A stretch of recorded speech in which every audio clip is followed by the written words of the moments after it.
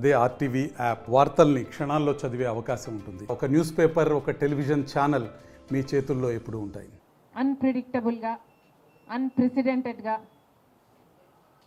ఈ ఎన్నికలు నిలిచాయి. కారణం ఏమిటి అంటే ప్రజలు చాలా డిసిసివ్గా ఒక నిర్ణయం తీసుకున్నారు. మాకు మార్పు కావాలి అన్న నిర్ణయం ప్రజలు తీసుకున్నారు కాబట్టే ఈ ఎన్నికలు ఒకే డిసిషన్ మీద ఆధారపడి జరిగిన ఎన్నికలు. For Jagan, against Jagan.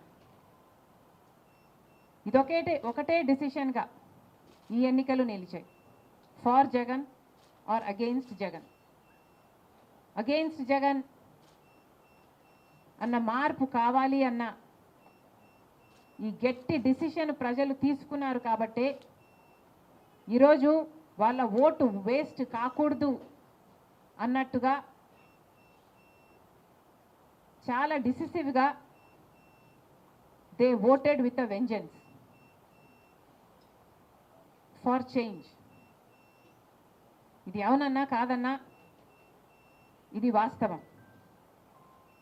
కేవలం అంత గట్టి నిర్ణయం ప్రజలు తీసుకొని మార్పు కావాలి అన్న అంత గట్టి డిసిషన్ తీసుకున్నారు కాబట్టే ఇన్ ద ప్రాసెస్ ఈరోజు కాంగ్రెస్ పార్టీ కూడా అనుకున్న మేరకు పర్ఫామ్ చేయలేకపోయింది.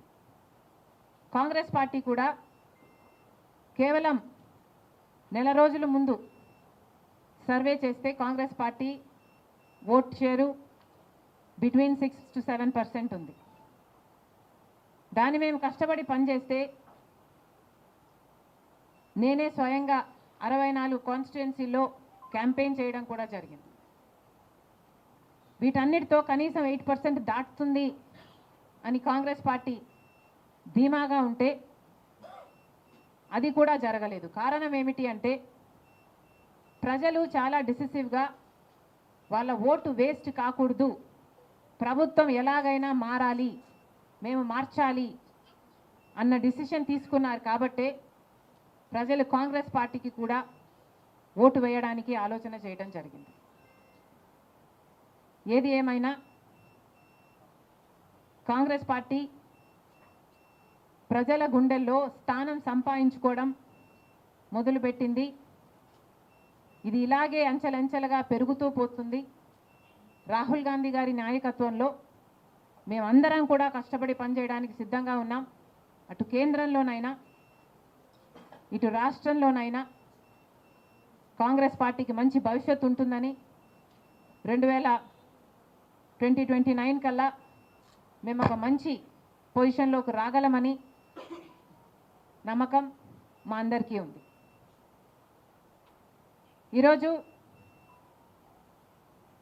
చంద్రబాబు గారు ముఖ్యమంత్రి ప్రజల తీర్పును గౌరవిస్తూ ఆయనకు మరొకసారి శుభాకాంక్షలు తెలియజేస్తుంది కాంగ్రెస్ పార్టీ.